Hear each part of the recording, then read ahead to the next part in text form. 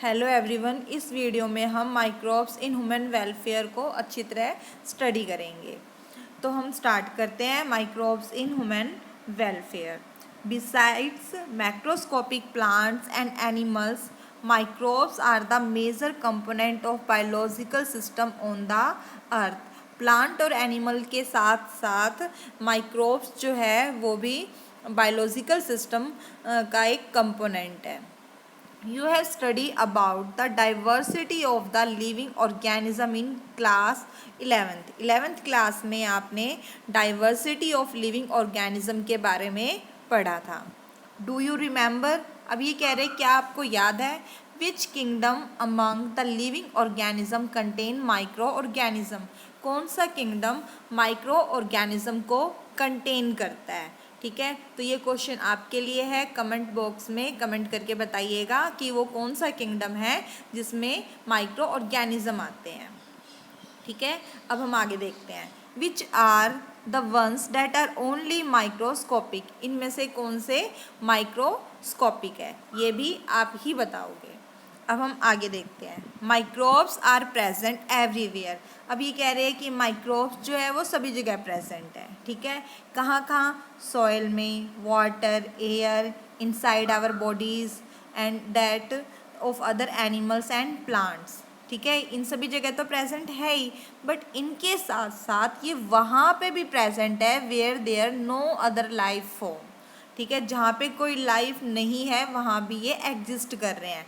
जैसे कि deep inside the geyser where the temperature may be as high as 100 degree Celsius. तो इन्होंने ये कहा है कि ये वहाँ भी प्रेजेंट है जहाँ पे कोई लाइफ नहीं होती है। जैसे कि एग्जांपल दिया इन्होंने गीज़र का। ठीक है, जहाँ पे टेम्परेचर कितना है? 100 डिग्री सेल्सियस। अब हम आगे देखेंगे और क्या है। तो deep in the soil, soil के बहुत ही गहराई में भी प्रेजेंट है। Under the layer of snow several metres thick and in highly acidic environment. भाई जो बर्फ़ की मोटी परत जो होती है उनके अंदर भी माइक्रोब्स हमें देखने को मिल सकते हैं, और एसिडिक एनवायरनमेंट है वहाँ पे भी मिल सकते हैं। ठीक है, तो इसका मतलब क्या है? वो माइक्रो ऑर्गेनिज्म जो है वो सभी जगह प्रेजेंट है, एवरीवेयर। अब देखो एवरीवेयर कह रहे हैं, बट जो इनकी टाइप्स जो है कि भाई डीप गीज़र मतलब 100 डिग्री सेल्सियस टेम्परेचर में भी मिल रहे हैं, ये कम 0 डिग्री सेल्सियस टेम्परेचर जो है वहाँ पे भी हमें देखने को मिलते हैं। तो इसका मतलब ये नहीं है कि सभी जगह एक ही टाइप का माइक्रोब्स जो है हमें देखने को मिलेगा। ठीक है, तो मतलब भाई अलग अलग जगह पे जो हमें माइक्रोब्स जो देखने को मिलते हैं वो अलग अलग ही होंगे, अलग टाइप के होंगे। ठीक है, आई होप आप ये समझ गए होंगे कि माइक्रोब्स जो है सभी जगह है बट अलग अलग टाइप के हैं। Microbes are diverse, protozoa, bacteria, fungi, microscopic animals, plant virus.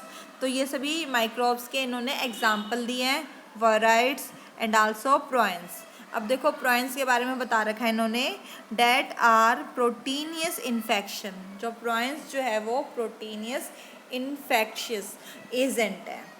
ठीक है, अब हम आगे देखते हैं। देखो ये कह रहे हैं some of the microbes are shown in figure, तो इनकी फिगर को हम आगे स्टडी करेंगे, देखेंगे माइक्रोब्स के फिगर। तो थोड़ा सा और देखते हैं क्या है इसमें। Microbes like bacteria and many fungi can be grown on nutritive media to form colonies that can be seen with the naked eye. देखो ऊपर जो हमने किया था ये क्या था? माइक्रोस्कोपिक है, मतलब हम इन्हें नेक्ड आई से नहीं देख सकते हैं, ये दिखाई देते हैं माइक्रोस्कोप की हेल्प से।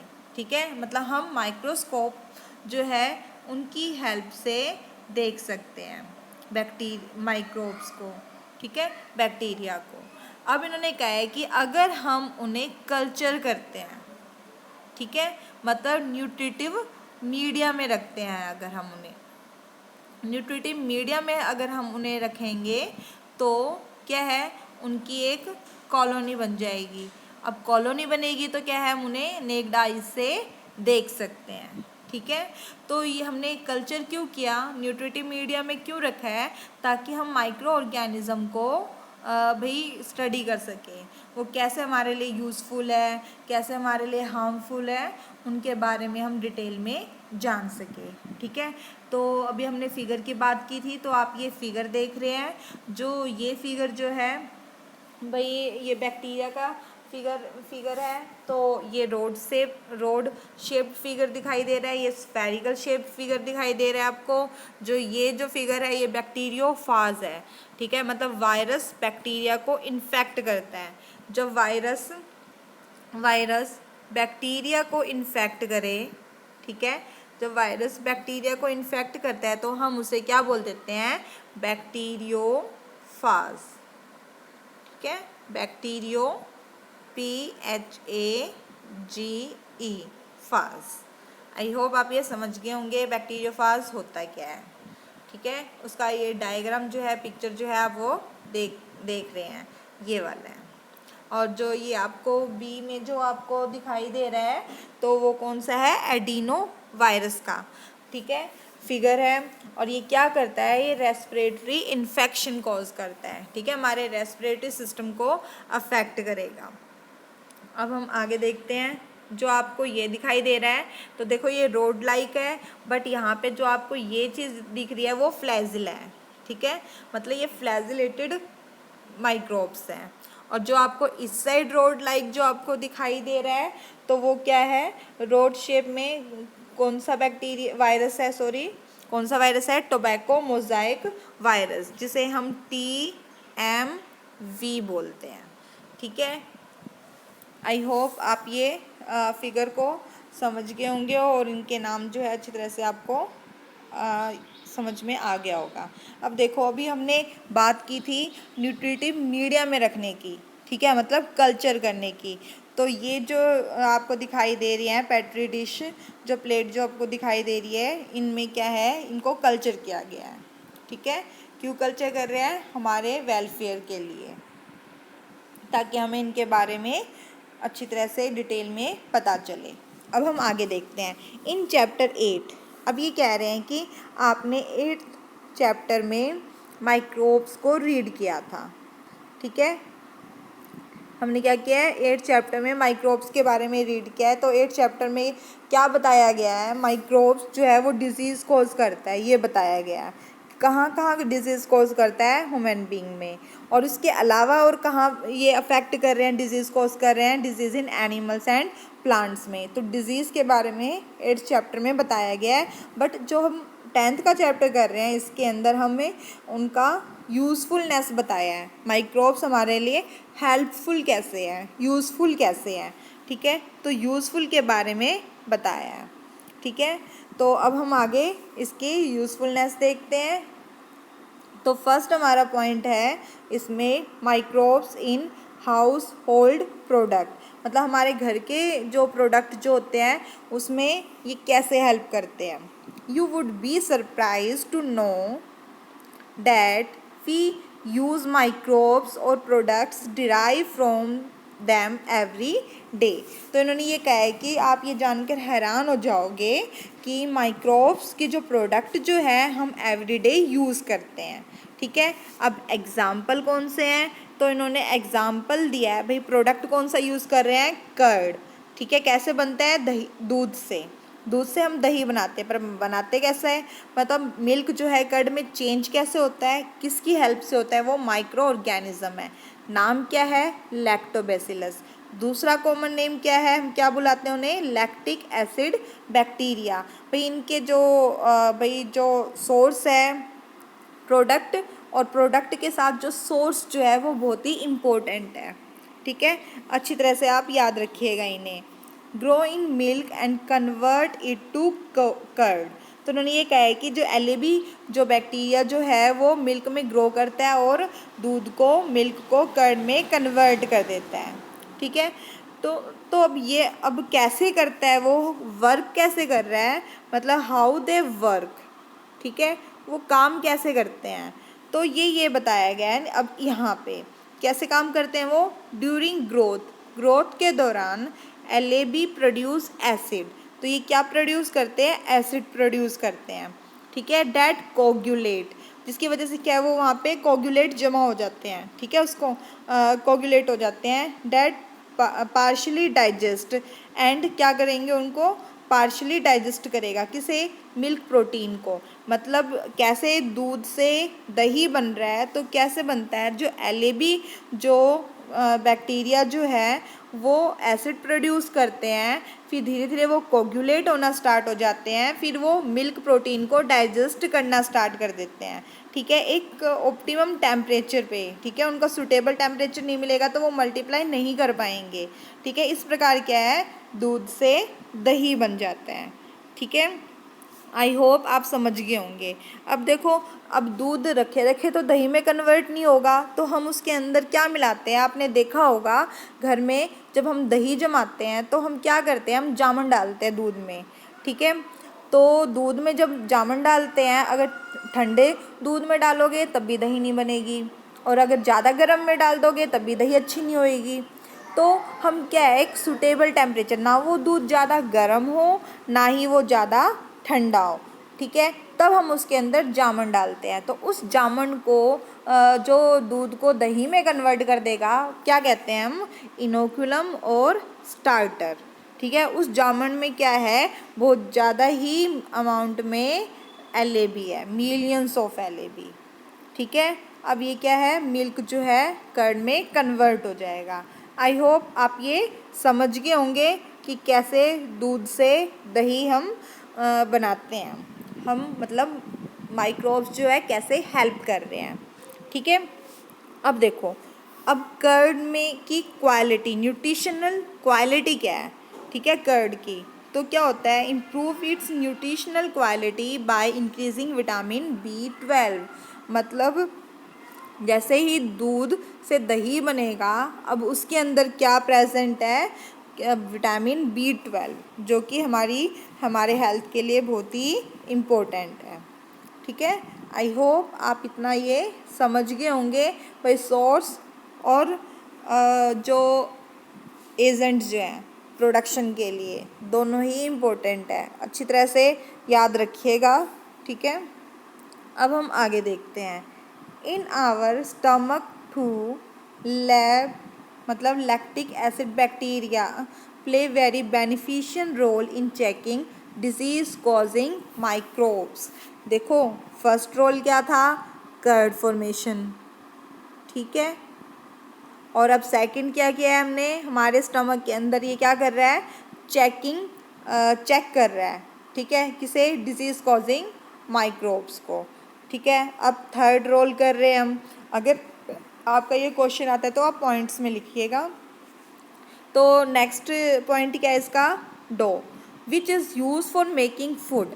देखो, डो जो है वो फूड बनाने में हेल्प करता है, जैसे कि डोसा हो गया, इडली होगी, ठीक है, तो कैसे बनाते हैं हम, वो कैसे बनेगा, फर्मेंटेड बाय बैक्टीरिया, मतलब बैक्टीरिया जो है पहले उस डो को फर्मेंट करता है, जिसकी वजह से क्या होता है, हम मतलब डोसा और इडली बना पाते हैं, ठीक है। उसके अंदर हम यीस्ट डालते हैं और क्या कहते हैं, यीस्ट डालते हैं, ठीक है, जिसकी वजह से क्या होता है कि आपने देखा होगा, हम डो को भाई जैसे भी भाई आटे को गूंद कर हम छोड़ देते हैं थोड़ी देर के लिए, क्यों छोड़ देते हैं, ताकि उसके अंदर माइक्रोब्स अच्छी तरह से ग्रो कर सके, और फिर क्या होगा, उसके अंदर उभार सा आ जाएगा, पफिंग अपीयरेंस आएगी।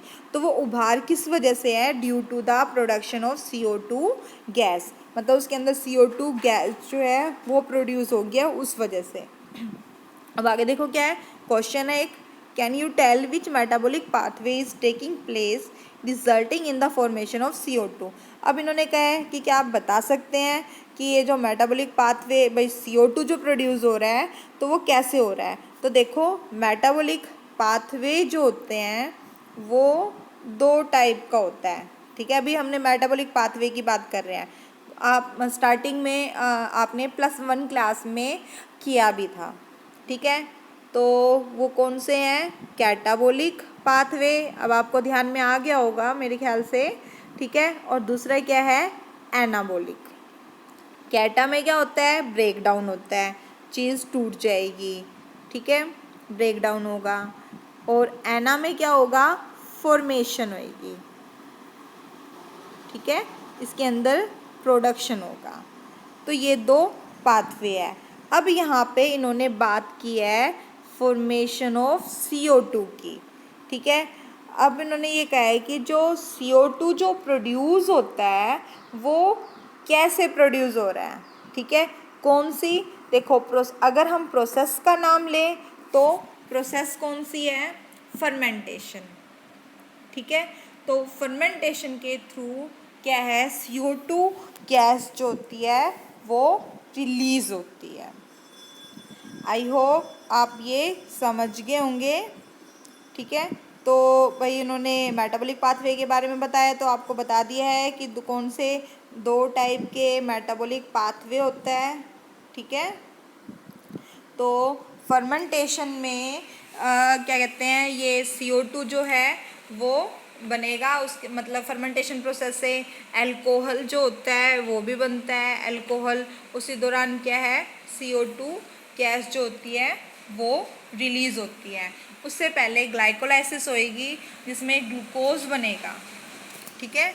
ये आपने 11th क्लास में किया था, ठीक है। तो आपने 11th क्लास में रेस्पिरेशन जो प्रोसेस रेस्पिरेशन जो था उसके अंदर आपने डिटेल में फर्मेंटेशन जो प्रोसेस है उसके बारे में आपने याद मतलब किया, आपने स्टडी किया था इसको फर्मेंटेशन को, कि उसमें क्या होता था, इनकम्प्लीट ऑक्सीडेशन ऑफ ग्लूकोज, ठीक है। तो उसके अंदर इनकम्प्लीट ऑक्सीडेशन होता था ग्लूकोज का अंडर एनारोबिक कंडीशन, ठीक है। एनारोबिक कंडीशन में ग्लूकोज का भी ऑक्सीडेशन हो जाता था और वो किस चीज़ में टूट जाता था, CO2 एंड इथेनॉल में। अब टूट रहा है तो इसका मतलब कौन सा इसके अंदर मेटाबॉलिक पाथवे यूज़ हो रहा है, तो वो क्या है, कैटाबोलिज्म, ठीक है, या कैटाबोलिक पाथवे, ठीक है। आई होप आप ये समझ गए होंगे। अब हम आगे देखते हैं, where do you think the bacteria for this fermentation come from. अब ये फर्मेंटेशन के लिए बैक्टीरिया आते कहाँ से हैं, जैसे ही उनको अपनी ऑप्टिमम कंडीशन मिलेगी तो बैक्टीरिया क्या है वो ग्रो करने लग जाएंगे, ठीक है। अब आगे देखिए, similarly the dough which is use for making bread. अब इन्होंने कहा है कि ऐसे ही हम ब्रेड बनाने में यूज़ करते हैं डो को, ठीक है, is fermented using baker's yeast, ठीक है। अब इन्होंने ये कहा है कि वो एक बेकर ईस्ट जो है उसके थ्रू भाई उस डो को फर्मेंट करेंगे, ठीक है। जो आटा हम मैदे का या आटा मैदा गूंद ले या आटा, ठीक है, उसे गूंदते टाइम हम उसमें क्या डालेंगे, थोड़ा सा ईस्ट पाउडर डालेंगे, ठीक है। फिर वो क्या है ब्रेड की मतलब फिर हम ब्रेड में वो कन्वर्ट कर देगा उसको, मतलब ब्रेड फॉर्मेशन में हेल्प करेगा, ठीक है। तो ब्रेड जो है उसको बेक करने में हेल्प कर रहा है, इसलिए हमने उस ईस्ट को क्या बोला है, बेकर्स ईस्ट। उसका साइंटिफिक नेम क्या है, सैक्रोमाइसिस सर्वाइसी, ठीक है। तो ये इनका साइंटिफिक नेम है, साइंटिफिक नेम मोस्ट इम्पोर्टेंट है, ठीक है। अब आगे देखते हैं, देखो दो एग्जाम्पल हमने कर लिया था, ये थर्ड एग्जाम्पल था जो भी हमें माइक्रोब्स का कर रहे थे, ये हमारा फोर्थ एग्जाम्पल है। अब हम जो करेंगे वो हमारा फिफ्थ एग्जाम्पल है। देखो ट्रेडिशनल ड्रिंक एंड तो food are also made by fermentation by the microbes, ठीक है, ये फिफ्थ एग्जाम्पल है। तो इन्होंने ये बताया है कि ट्रेडिशनल ड्रिंक जो है वो भी हमें माइक्रोब से मिल रहा है फर्मेंटेशन प्रोसेस की वजह से, ठीक। अब एक ट्रेडिशनल ड्रिंक के बारे में बता रखा है जिसे हम क्या कह रहे हैं, टोडी, ठीक है। ये एक ट्रेडिशनल ड्रिंक है toddy of some part of southern India is made by fermenting sap from palm. जो पाम ट्री जो होते हैं उसमें से उस भाई पाम ट्री से जूस वगैरह जो है उसको निकाल के उसको फर्मेंटेड किया जाता है और फिर जो प्रोडक्ट हमें मिलता है ड्रिंक तो वो क्या है, टोडी है। एक नंबर में क्या बताइए, क्वेश्चन आ भी जाए आपका, इम्पोर्टेंट है। माइक्रोब्स आर आल्सो, अब sixth point, microbes are also use to ferment fish, ठीक है। फिश को फर्मेंट करने में हेल्प करेगा। Soybean, bamboo shoot to make food. तो भाई जो बैम्बो शूट जो होता है आपने छोटी क्लासेस में कर रखा है, ठीक है, इनके बारे में, सोयाबीन के बारे में। तो ये सब क्या है, उनसे फूड बनाने में माइक्रोब्स हेल्प करते हैं। तो ये इसका एग्जाम्पल है। Cheese is one of the oldest item, 7th point. ठीक है, अब हम 7th पॉइंट कर रहे हैं। क्या कर रहे हैं? Cheese is one of the oldest food items in which microbes were used. ठीक है, सबसे पुराना जो फूड आइटम है वो क्या है? चीज़ है। Different variety of cheese are known by their characteristic texture, flavour and taste. The specificity coming from the microbes used. अब इन्होंने कहा है कि जो हमें अलग अलग टाइप के चीज़ जो मिलते हैं, ठीक है, तो वो अलग अलग टाइप के जो उनका करेक्टरिस्टिक टेक्सचर देखने को मिलता है, फ्लेवर देखने को मिलेगा, उसका टेस्ट अलग अलग होगा। तो किसकी वजह से आ रहा है? भाई माइक्रोब्स की वजह से। ठीक है, अलग अलग माइक्रोब्स जो है उस चीज़ की फॉर्मेशन में हेल्प करते हैं। तो उनको अलग टेक्सचर, मतलब एक स्पेसिफिक टेक्सचर, फ्लेवर और टेस्ट प्रोवाइड करते हैं। ठीक है, अब कुछ एग्जाम्पल दे रखे हैं और ये बहुत ही इम्पोर्टेंट है, मोस्ट इम्पोर्टेंट है। तो एग्जाम्पल क्या है? The large holes in Swiss cheese. नाम बताया इन्होंने चीज़ का, तो क्या है? Swiss cheese.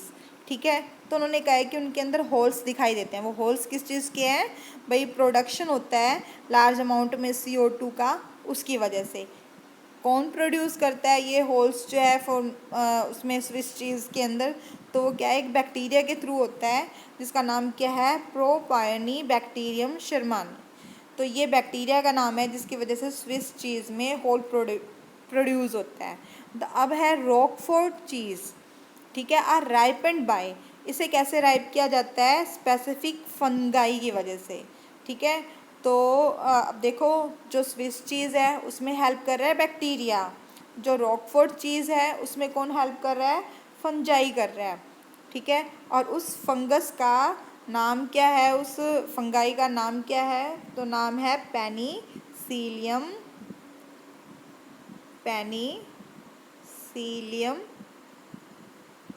रॉकफोर्टाई। इसी के नाम से इस चीज़ का नाम हमने, मतलब उन्होंने रख दिया है। ठीक है, आई होप ये हाउस होल्ड प्रोडक्ट जो है वो आप अच्छी तरह से समझ गए होंगे। नेक्स्ट वीडियो में हम करेंगे microbes in industrial product. Thank you.